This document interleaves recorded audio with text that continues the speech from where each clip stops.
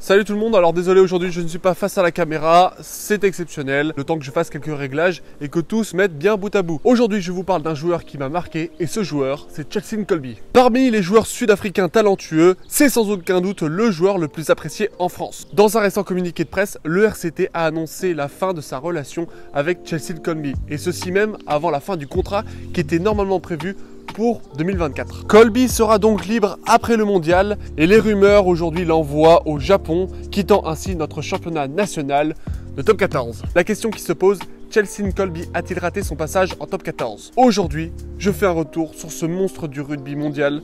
C'est parti!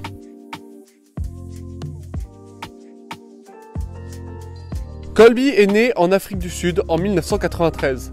Porté par ses parents, il tient le cap dans un contexte qui est difficile. Souvent considéré comme trop petit, Kolbe va d'abord évoluer au rugby à 7 et se faire repérer par ce biais-là, notamment en remportant une médaille de bronze aux Jeux Olympiques de Rio en 2016. Il commence sa carrière à 15 avec l'équipe sud-africaine des Stormers et c'est là qu'il va se former. Puis c'est en 2017 que sa carrière bascule. Repéré par les recruteurs du stade toulousain, Kolbe va débarquer dans la ville rose et va exploser. Dès sa première saison en rouge et noir, Kolbe est inarrêtable, il inscrit 9 essais. Crochet de feu, vitesse exceptionnelle, accélération dévastatrice, le petit gabarit devient très vite un élément indispensable pour le stade toulousain et va participer activement à la rédemption du club. Et c'est là que la belle histoire s'écrit. Au début boudé par les sélectionneurs sud-africains considérés comme trop faibles physiquement, il faut savoir que l'Afrique du Sud est une nation avec des éléments très forts, très gros, très imposant. Kolbe va finalement être rappelé par sa fédération pour jouer dans l'équipe nationale, alors même que cette même fédération avait annoncé une règle en 2017 concernant les joueurs évoluant en Europe. Seuls les joueurs ayant plus de 30 caps dans l'équipe des Springboks pouvaient être sélectionnés. La raison du plus fort est toujours la meilleure, et en 2018, Kolbe est sans aucun doute l'un des meilleurs ailiers au monde. C'est en toute logique qu'on va le retrouver chez les Box. Continuant ses bons résultats avec Toulouse, c'est en toute logique que Kolbe se retrouve à la Coupe du Monde de rugby au Japon. L'Afrique du Sud joue la finale contre l'Angleterre. On est un dimanche matin vers 10h30. Je suis avec une bière à la main, place Bellecour avec un ami et je vois ça.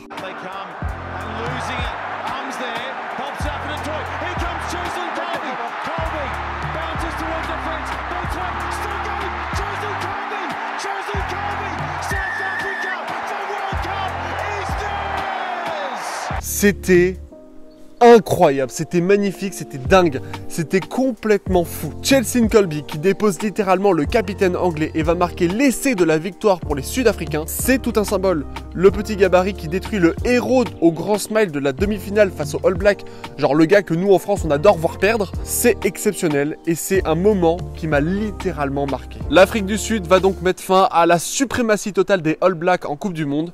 Kolbe va nous montrer que n'importe quel joueur peut jouer au rugby et réussir.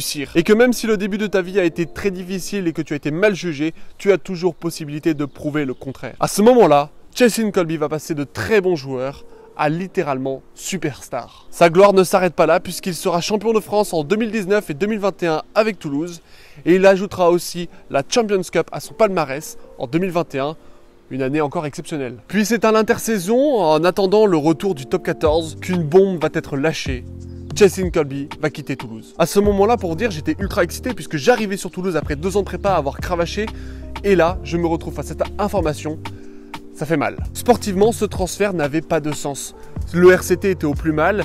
Et on comprend pourquoi ils ont essayé de faire un bon recrutement. Non, les raisons du départ de Kolbe sont largement portées sur le salaire du joueur. À ce moment-là, Kolbe va rentrer dans le top 5 des joueurs les mieux payés au monde. Peut-on lui en vouloir pour cela? Non!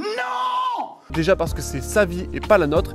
Et surtout, on peut pas en vouloir à un gars de se protéger financièrement et de vouloir s'en sortir.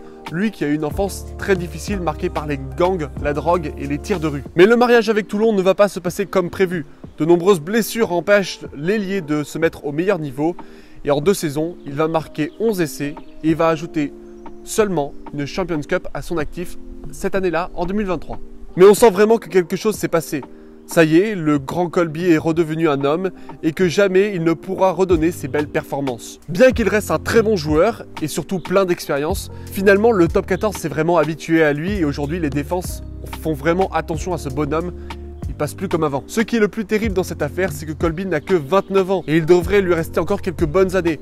Mais c'est vrai qu'il ne représente plus l'avenir du rugby mondial. Nous devrions prochainement savoir quel sera l'avenir du Sud-Africain. Sachez que j'espère tout simplement le meilleur pour ce joueur et qu'il pourra nous donner un beau climax final. Voilà, c'est tout pour cette vidéo. J'espère qu'elle vous aura plu. Si c'est le cas, n'hésitez pas à me le dire et à me le faire savoir en commentaire. Sur ce, portez-vous bien et n'oubliez pas, allez les Bleus!